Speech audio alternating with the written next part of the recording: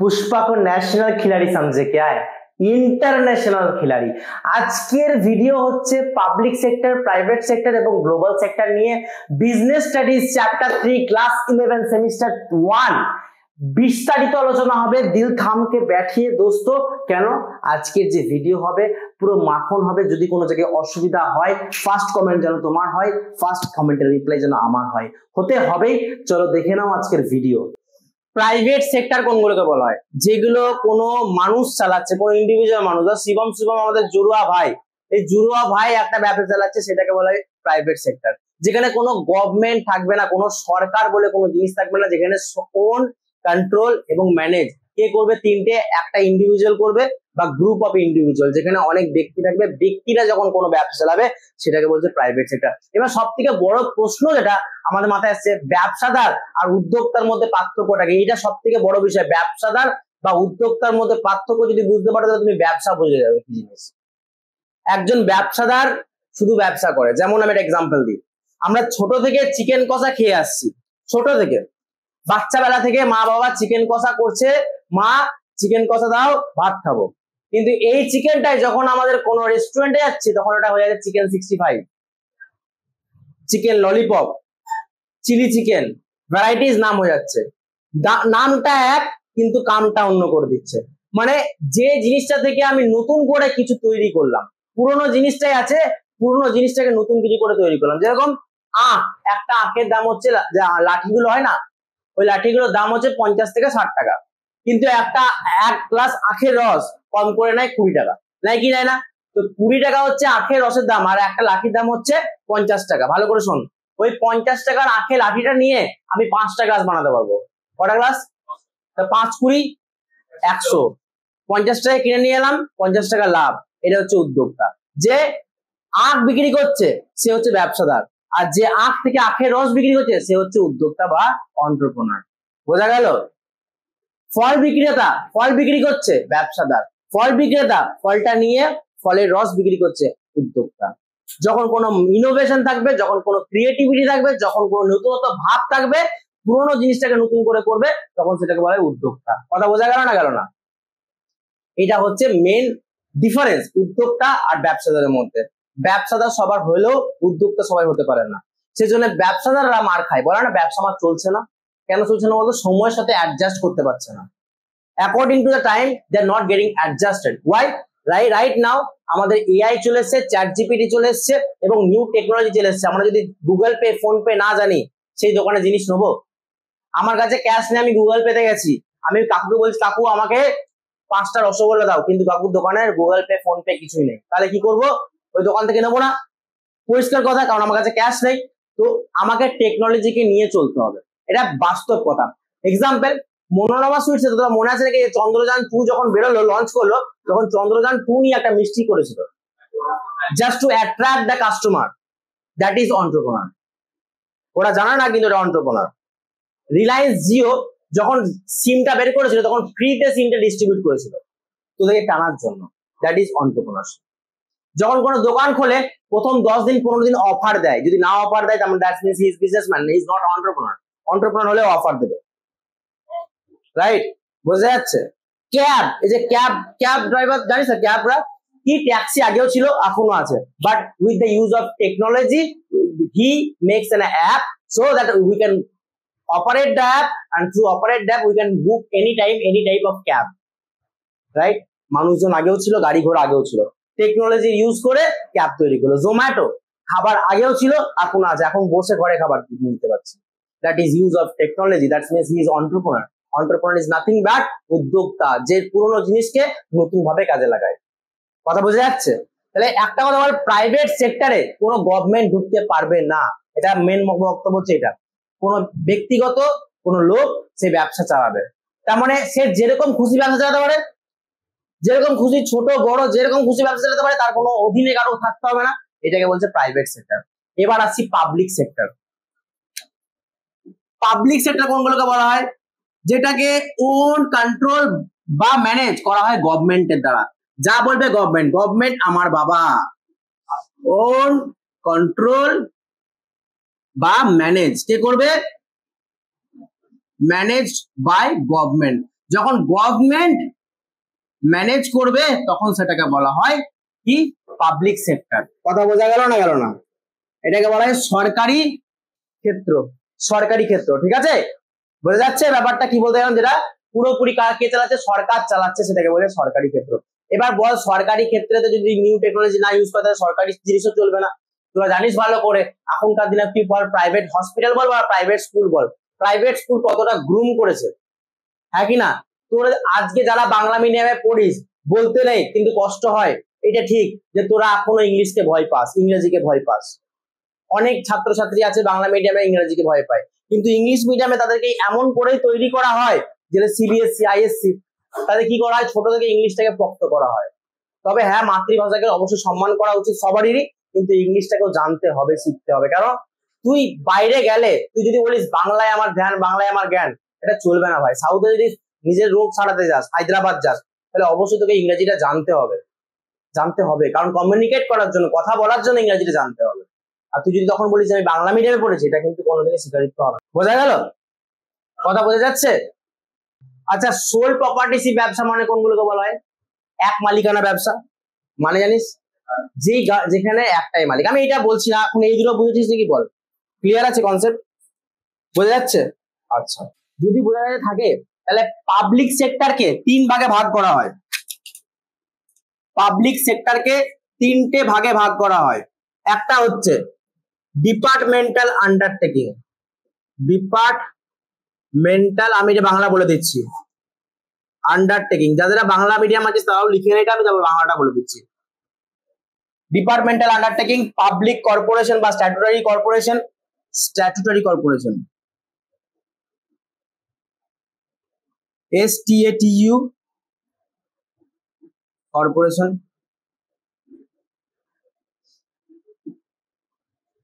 Public বা statutory corporation, আর এটা হচ্ছে গভর্নমেন্ট কোম্পানি। এইটা হচ্ছে তিনটে বাইফার্কেশন। কার বাইফার্কেশন? হচ্ছে পাবলিক সেক্টরে তিনটে ধরন হয়, সেটা হচ্ছে ডিপার্টমেন্টাল আন্ডারটেকিং, স্ট্যাটুটরি কর্পোরেশন আর গভর্নমেন্ট কোম্পানি। এটাকে বলা হয় বাংলাতে বিভাগীয় পরিচালনা, বিভাগীয় পরিচালনা, বিভাগীয়, বাংলায় লিখে নেন, বিভাগীয় পরিচালনা, বিধিবদ্ধ পরিচালনা,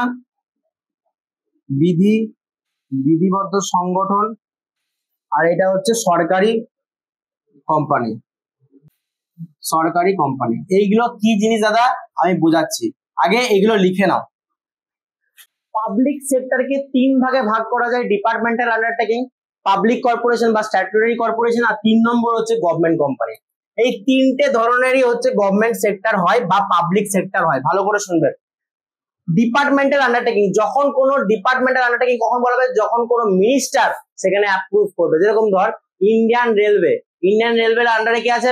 কি মিনিস্টার আছে? Rail minister. ঠিক আছে, এডুকেশন মিনিস্টারের আন্ডারে কোনটা পড়ছে? আমাদের ওয়েস্ট বেঙ্গল বোর্ড পড়ছে। যখন কোনো মিনিস্টারের আন্ডারে কোনো জিনিস পড়ছে তখন সেটাকে বলবো ডিপার্টমেন্টাল আন্ডারটেকিং। কথা বোঝা গেল না গেল না? মিনিস্টারের আন্ডারে যেরকম হেলথ মিনিস্টার আমাদের আছে, জানিস কি জানিস না? ওয়াটার মিনিস্টার আমাদের আছে, তো জল যাবতীয় যত রকমের সেক্টর আছে, যদি কোনো মিনিস্টারের আন্ডারে পড়ে কোনো সেক্টর, সেটাকে বলা হয় departmental undertaking. Formed as a administrative department of the government, managed and controlled by departmental ministry, যেরকম Indian railway, all India radio, এগুলো সব করছে কিন্তু ওই মিনিস্ট্রির আন্ডারে। রেলের আন্ডারে পড়ছে ইন্ডিয়ান রেলওয়ে, যেরকম টেলিভিশন মিনিস্টার বা ওই বা মিডিয়া মিনিস্টার আন্ডারে পড়ছে all India radio. Education minister আন্ডারে পড়ছে যেমন ওয়েস্ট বেঙ্গল বোর্ড বা সিবিএসই বোর্ড, যেখানে সেন্ট্রাল থাকলে সেন্ট্রাল বোর্ড পড়ে, তো এটাকে বলা হয় ডিপার্টমেন্টাল আন্ডারটেকিং। কথা বোঝা গেল? তাহলে কার আন্ডারে পড়বে? মিনিস্টার। বারবার করে বলছি, কার আন্ডারে পড়বে? Minister, minister, minister. ঠিক আছে। আচ্ছা, স্ট্যাটুটরি কর্পোরেশন, যখন কোন পার্লামেন্টের অ্যাক্ট দ্বারা হবে। পার্লামেন্ট দেখেছিস তোরা কোনদিন? যেখানে লোকসভা রাজ্যসভা হয়, মমতা ব্যানার্জি স্পিচ দেয়, মোদি স্পিচ দেয়, একটা সবাই বসে থাকে সে উঁচু উঁচু চেয়ার গুলোতে, এরকম টেবিল চাপড়ায়, ওয়া ওয়া ওয়া ওয়া ওয়া ওয়া ওয়া। বা দেখি মমতা ব্যানার্জির সঙ্গে একবার লালু প্রসাদ ঝামেলা লেগে গেছিল বিরাট, ওকে সাইডে শোনাছিল, ওকে সাইডে শোনাছিল। অভিষেক ব্যানার্জি ওখানে স্পিচ দেয়। তো এই যেখানে স্পিচ দেয় বা যেখানে বড় বড় ডিসিশন নেওয়া হয়, ধর আমার মনে হচ্ছে যে দুর্গাপুরে আমরা থাকি, দুর্গাপুরের মধ্যে দুর্গাপুর ব্যারেজ আমরা তৈরি করব, করেছি। দুর্গাপুর ব্যারেজ আবার রিনিউ করে তৈরি করা হয়েছে। তো এটা কিন্তু স্পেশাল পার্লামেন্টের অ্যাক্টের দ্বারা তৈরি করা হয়েছে। যতক্ষণ না লোকসভা বা রাজ্যসভা এখানে স্যাংশন করবে যে এখানে দুর্গাপুর ব্যারেজে আবার রিনোভেশন হবে, ততক্ষণ কিন্তু করতে পারবে না। যেমন দেবকে আমরা সবাই চিনি, এখন ধূমকেতু সিনেমাটা বেরোচ্ছে, দেখতে যাবি তো? দেব শুভশ্রী লাস্ট সিনেমা বলছে নাকি, যাই হোক সে দেখতে যাওয়া মানে পরের কথা, কিন্তু দেব একটা খুব ভালো কাজ করার চেষ্টা করে আছে, যেটা হচ্ছে ঘাটাল মাস্টার প্ল্যান। ঘাটাল মানে ওর গ্রামে একটা ব্যারেজ তৈরি করা বা ব্রিজ তৈরি করার পরিকল্পনা করছে, 10 বছর ধরে পরিকল্পনাই করে যাচ্ছে। কেন? ও স্যাংশন হচ্ছে না লোকসভায় বা রাজ্যসভায়। যখন কোনো রাস্তা তৈরি হয় তখনও কিন্তু স্যাংশন না হলে করা হয় না। তাহলে স্পেশাল পার্লামেন্ট বা লিখে না এখানে লোকসভা বা রাজ্যসভা, লোকসভা বা রাজ্যসভায় যখন কোনো অ্যাক্ট চালু করা হবে সেটাকে বলা হয় স্ট্যাটুটরি কর্পোরেশন। তাহলে কি বললাম? স্পেশাল অ্যাক্ট বা পার্লামেন্টের দ্বারা। পার্লামেন্ট থাকলে কি লিখবো? Statutory corporation. বা লোকসভা রাজ্যসভা থাকলে কি লিখবো? Statutory corporation. বোঝা গেল? স্ট্যাটুটরি কর্পোরেশন এটাকে কি বলা হয়? Public corporation. আর বাংলাতে কি বলা হয়? বিধিবদ্ধ, বলো, বিধিবদ্ধ সংগঠন। আর এই ডিপার্টমেন্টাল আন্ডারে কি বলা হয়? বলো, ডিপার্টমেন্টাল আন্ডারে কি বলা হয়? বলো। হ্যাঁ, বিভাগীয় পরিচালনা। এই ডিপার্টমেন্টাল আন্ডারটেকিং বলা হয়। আর একে বিধিবদ্ধ সংগঠন, আর এটা হচ্ছে সরকারি কোম্পানি। আচ্ছা, এরপরে আমি কি বললাম যে separate act of the parliament or state legislation, এটা মোস্ট ইম্পর্টেন্ট। যেরকম DVC, Damodar valley corporation, DVC আমরা সবাই জানি, ডিভিসি মোড় বলি, কিন্তু ফুল ফর্মটা জানিস? Damodar valley corporation. ঠিক আছে, দামোদর ভ্যালি কর্পোরেশন। তো ডিভিসি মোড় বল বা আমার দুর্গাপুর ব্যারেজ বল, এটা তৈরি হচ্ছে একটা state legislation. Reserve bank of India, LIC, life insurance corporation of India, এগুলো সব হচ্ছে কার আন্ডারে? স্ট্যাটুটরি কর্পোরেশন আন্ডারে। কথা বোঝা যাচ্ছে? স্পেশাল অ্যাক্ট লোকসভা বা রাজ্যসভার মধ্যে যদি কোনো আলোচনা হয়, এই যে যেরকম হলো 500,000 রুপিয়া কা নোট বন্ধ, তোরা তখন জন্ম নিয়েছিলিস তো 2016-তে? হ্যাঁ, ছোট ছিলিস, কিন্তু বন্ধ হয়ে গেছিল। এখন দেখবি যে নীল 2000 টাকা নোটটা সেটা বন্ধ করে দিয়েছে। তো ওটা স্পেশাল পার্লামেন্টের অ্যাক্ট দ্বারা কিন্তু করা হয়েছে। ওটা মোদি একা করেনি, কিন্তু সবার ডিসিশন নিয়ে রাজ্যসভায় লোকসভায় নিয়ে তখন আলোচনায় বসে তখন ওটাকে বন্ধ করেছে। বোঝা গেল? নতুন কোন কয়েন এলে, নতুন কোন নোট এলে আরবিআই এর কাছে পারমিশন না হবে, রিজার্ভ ব্যাংক অফ ইন্ডিয়ার কাছে। কথা বোঝা যাচ্ছে? বেশ। গভর্নমেন্ট কোম্পানি, দেখ আমরা সাধারণত বলি গভর্নমেন্ট কোম্পানি মানে যে শুধু সরকার। ডিএসপি নাম শুনছিস? DSP, Durgapur steel plant. এবার ভালো করে শোন, ডিএসপি টা কার আন্ডারে পড়ে জানিস? সেলের আন্ডারে। সেলের লোগো দেখ তোরা, ওই লোগোটা ডিএসপি যখনই যাবি, ভগৎ সিং পেরোবি যখনই, ওই লোগোটা দেখতে পাবি। তোরা তো খেয়াল করিস নি, সেলের একটা লোগো হয়, ব্লু কালারের হয়। ওই যখনই দেখবি ব্যানাচিতি ঢুকছিস বা ওইদিকে তুই মারকুনি যাচ্ছিস, তখন দেখবি সেলের একটা লোগো পাবি। সেলের আন্ডারে ডিএসপি পড়ছে। তো ডিএসপিটা কি সরকারি? হ্যাঁ দাদা, পুরোপুরি সরকারি, কিন্তু কত পার্সেন্টেজ? একটা পার্সেন্টেজ আছে সরকারি।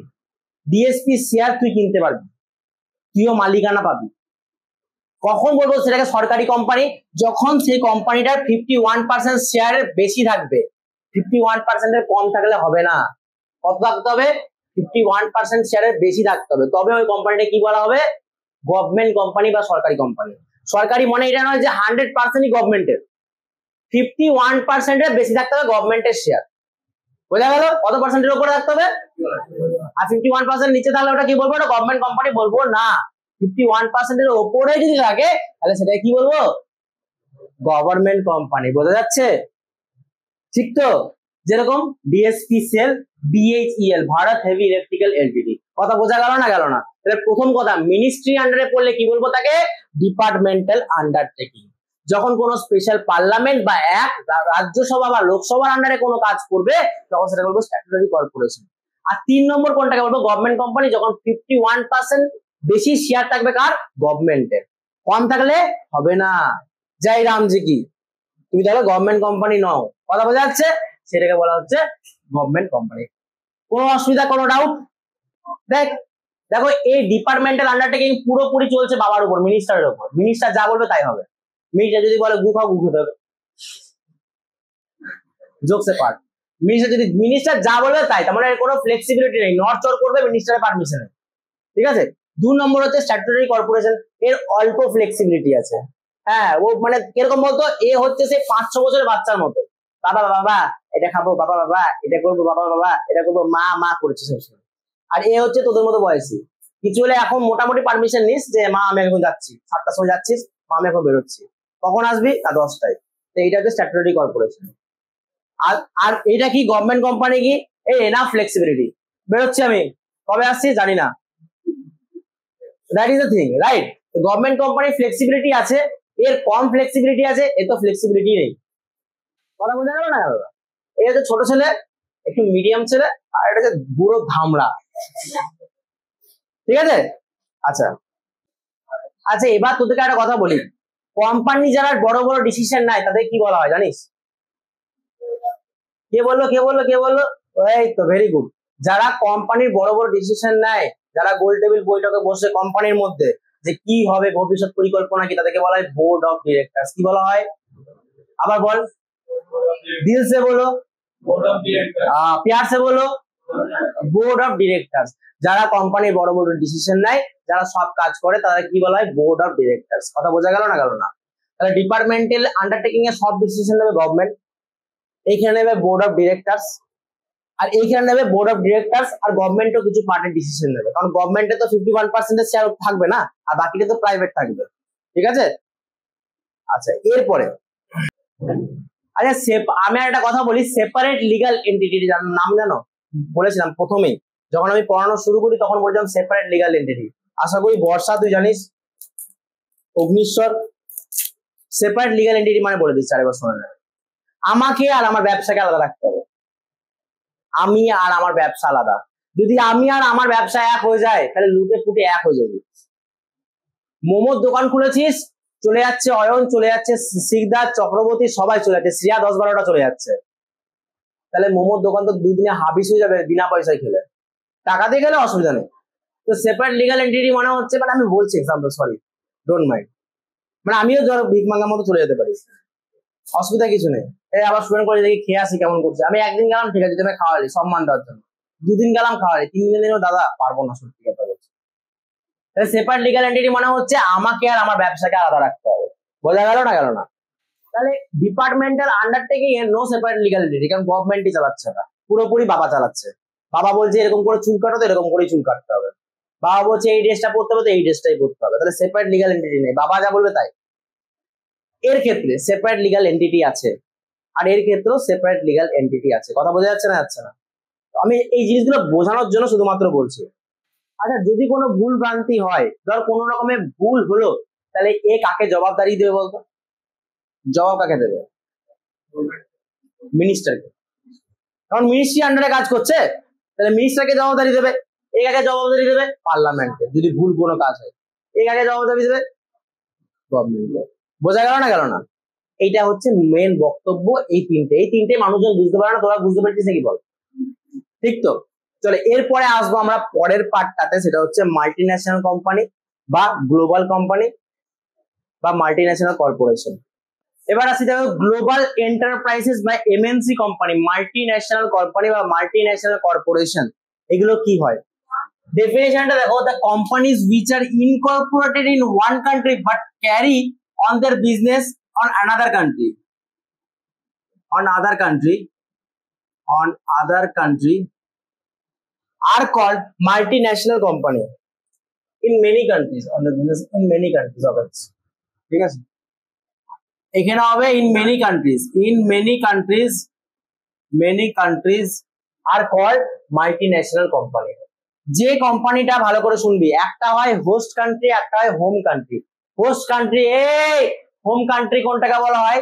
যেখানে এটা তৈরি হচ্ছে সেটাকে বলা হয় হোম কান্ট্রি। আর হোস্ট কান্ট্রি কোনটাকে বলা হয়? যেটা এখানে বিক্রি হচ্ছে। ধরে নে আমরা সবসময় সোনির প্রোডাক্ট নিই, সোনি কোথাকার প্রোডাক্ট? সোনি হচ্ছে জাপানের প্রোডাক্ট। জাপান তার হোম কান্ট্রি, যেখানে তৈরি হচ্ছে জিনিসটা, আর আমাদের এখানে বিক্রি করছে ইন্ডিয়াতে, ইন্ডিয়া হচ্ছে হোস্ট কান্ট্রি। কথা বোঝা যাচ্ছে না? যাচ্ছে না? যেরকম ক্যাডবেরি হচ্ছে ইউকের কোম্পানি, ইউনাইটেড কিংডমের কান্ট্রি তৈরি করছে, সেটা এখানে এসে বিক্রি করছে, তাহলে এটা হচ্ছে এটা হচ্ছে হোস্ট কান্ট্রি, আর ইউকে হচ্ছে হোম কান্ট্রি। স্যামসাং এর ব্র্যান্ড এমন কেউ নেই যে জানে না বা চেনে না। স্যামসাং কোম্পানি আমরা জানতে বা অজান্তে কোনো না কোনো কিছু কিনে রেখেছিলাম, ফোন হতে পারে, টিভি হতে পারে, whatever maybe that's fridge হতে পারে, বাট স্যামসাং কোথাকার কোম্পানি? South Korea. তো South Korea company is an host home country and India is an host country. এবার ইন্ডিয়ার একটা ব্র্যান্ড বলি, ইন্ডিয়ার ব্র্যান্ড হচ্ছে ইনফোসিস, উইপ্রো, এগুলো একটা কোম্পানি। হ্যাঁ, তো এইগুলো হচ্ছে ইন্ডিয়ার company. Asian Paints, Asian Paints মানে যেগুলো দেওয়ালে রং করে, Asian Paints is an Indian company. তো এশিয়ান পেন্টস এর হোম কান্ট্রি কোনটা? ইন্ডিয়া। আর বাইরে যাচ্ছে যেটা, সেটা বলে কি বলা হয়? Host country. That is the thing what is called multinational company. যেই কোম্পানিটা এই দেশে আছে প্লাস এই দেশটাকে এক্সপান্ড করার জন্য নিজের ব্যবসাটাকে বাইরে বাইরে ব্যবসা করছে। পুষ্পা সিনেমা দেখেছিস? টুটা দেখেছিস? শ্রীলঙ্কা বিক্রি করতে যাচ্ছে পুষ্পারাজ, ভেতরে ঢুকে সাপ্লাই করছে, ওয়াটার দিয়ে সাপ্লাই করছে, তার মানে is going for multinational, right? क्या डायलॉग था जब, क्या डायलॉग था? पुष्पा क्या? पुष्पा कोई नेशनल खिलाड़ी समझे क्या? इंटरनेशनल खिलाड़ी है। तो ये इंटरनेशनल वाला है, इसको बोलते हैं ग्लोबल एंटरप्राइज और मल्टीनेशनल एंटरप्राइज। क्लियर बेटा? यस। এবার দেখো জয়েন্ট ভেঞ্চার কাকে বলা হয়? দুটো ব্যবসা, দুটো বা দুটো বেশি ব্যবসা যখন একসঙ্গে মার্চ করে মানে একসঙ্গে হয়, একসঙ্গে হওয়ার পর একটা নতুন ব্যবসা শুরু করে, সেটাকে বলা হয় জয়েন্ট ভেঞ্চার। যেরকম জিও আসার পরে ভোডাফোন বলো বা আইডিয়া একদম ডুবে গেছিল, তো কি করলো? ভোডাফোন এবং আইডিয়া দুটো মার্চ করে নতুন কোম্পানি লঞ্চ করলো, যেটা হচ্ছে ভিআই। ঠিক আছে? হিরো আর হন্ডা, হিরো হচ্ছে ইন্ডিয়ার, হন্ডা হচ্ছে জাপানের, দুটো ব্র্যান্ড একসঙ্গে হলো হিরো হন্ডা। আবার আলাদা হয়ে গেছে রাইট নাও, মানে একটা কনফ্লিক্টের জন্য। ঠিক আছে? তখন আগে ছিল কি হিরো হন্ডা, আমরা নাম একদম মুখে জানি হিরো হন্ডা, কিসের গাড়ি? Hero Honda. আগে হিরো হন্ডার গাড়ি একদম কমন গাড়ি, সিরিডন বলো, স্প্লেন্ডার বলো, যে কোনো হিরো হন্ডার গাড়ি। এখনো কিন্তু কথায় কথায় কিসের গাড়ি রে? হিরো হন্ডার গাড়ি। এখন কিন্তু হিরো আলাদা, হন্ডা আলাদা। এখন হন্ডা সাইন, হন্ডার বিভিন্ন রকমের গাড়ি বের করেছে। Maruti plus Suzuki, Maruti Suzuki হয়ে গেছে। Vodafone plus idea, Vodafone. Jio plus Hotstar, এখন জিও হটস্টার। মানে দুটো, একটা ব্যবসা আর আরেকটা ব্যবসা যখন একসঙ্গে মার্চ করে তখন একটা বড় ব্যবসা ফর্ম করে, সেই ব্যবসার নাম হচ্ছে জয়েন্ট ভেঞ্চার। কি ব্যবসা? Joint venture. ওটাকে বাংলাতে কি বলা হয় বলো? যৌথ উদ্যোগ, যৌথ উদ্যোগ। জয়েন্ট ভেঞ্চারকে বাংলায় বলে যৌথ উদ্যোগ। যখন দুটো ব্যবসা জয়েন করে একটা নতুন ব্যবসাতে পরিণত হয়, সেটাকে বলে জয়েন্ট ভেঞ্চার। কথা বোঝা গেল না? গেল না? চলো এবার নেক্সট পার্ট, লাস্ট পার্ট দেখো। Last part P3 triple P বা public private partnership. It is a such a partnership which is formed jointly by the government and one or more private enterprises. এটা mark করে রাখবে, jointly by government and one or more private enterprises for providing infrastructural facility and service to the general public. It is also known as P3, PQ, P3 and triple P. এটা মানেটা হচ্ছে যখন কোনো government company আর private company একসঙ্গে March করে কোনো কাজ করবে, সেটাকে বলা হয় P3। যেমন আমাদের দুর্গাপুর ব্যারেজ, তোমরা ভালো করে ভাব, সরকার টাকা দিয়ে দিয়েছে, লোকাল কন্ট্রাক্টর কাজ ধরেছে। লোকাল কন্ট্রাক্টর কারা? প্রাইভেটরা, প্রাইভেট এন্টারপ্রাইজরা, তারা লোকাল কন্ট্রাক্টর, তারা হচ্ছে প্রাইভেট কোম্পানি। তারা প্রাইভেট কোম্পানি কাজটাকে দায়িত্ব নিয়েছে, সেই কাজটাকে দায়িত্ব নিয়ে কাজটা কমপ্লিট করেছে। টাকা নিয়েছে কার কাছ থেকে? সরকারের কাছ থেকে। ঠিক আছে? গভর্নমেন্ট স্কুলগুলো কারা করছে? প্রাইভেট, যারা লোকাল কন্ট্রাক্টর আছে তারা তো প্রাইভেট কোম্পানি, তারা কাজটার দায়িত্ব নিচ্ছে, দায়িত্ব নিয়ে করে দিচ্ছে। এবার সরকারি লোক কি আসবে নাকি সিমেন্ট বালি এরকম করে মারতে, চ্যাপ চ্যাপ করে মারতে আসবে না নিশ্চয়ই। প্রাইভেট লোকাল কোন লোকই কিন্তু এই কাজগুলো করছে। এবার দেখ ভালো করে, যদি দুর্গাপুর ব্যারেজ তৈরি করা হয়, একটা কন্ট্রাক্টরের দ্বারা কোনোদিনই সম্ভব নয় কোটি টাকার মাল ফেলা। 2 থেকে 3 কোটি টাকা তার বেশি মাল লেগেছে ওটাকে তৈরি করতে। 3-4টে কন্ট্রাক্টরকে একসঙ্গে হায়ার করে, প্রাইভেট কন্ট্রাক্টরকে, তারা কাজটা সম্পূর্ণ করে। গভর্নমেন্ট টাকা দেয়, ওরা কাজটা সম্পূর্ণ করে। দ্যাট ইজ কল্ড প্রাইভেট বা পাবলিক প্রাইভেট এন্টারপ্রাইজেস। পাবলিক টাকা দেয় আর প্রাইভেটরা ওই কাজটাকে সম্পূর্ণ করার জন্য কাজটা করে ফেলে। যেরকম Durgapur sub divisional hospital, Bidhannagar, Bidhannagar কি রকম কে তৈরি করেছে? প্রাইভেট কোন কন্ট্রাক্টর তৈরি করেছে। হেলথ কেয়ার, ট্রান্সপোর্টে দেখবে SBSTCও আছে প্লাস প্রাইভেট বাসও আছে, হ্যাঁ কি না? তাহলে যেগুলো প্রাইভেট বা পাবলিক কোলাবোরেট করে একটা যে কোনো ইন্ডাস্ট্রি তৈরি করছে, সেটাকে বলা হচ্ছে পাবলিক প্রাইভেট এন্টারপ্রাইজেস বা পার্টনারশিপ। কথা বোঝা গেল না? গেল না? That is the main thing and the chapter is almost complete. তোমাদের যদি অ্যাডভান্টেজ, ডিসঅ্যাডভান্টেজ, লিমিটেশন বুঝতে চাও তাহলে একটা কমেন্ট করবে অবশ্যই, আর তোমরা যদি বুঝতে চাও তাহলে পরের দিন আমাকে বলবে। ঠিক আছে? That's all from my part.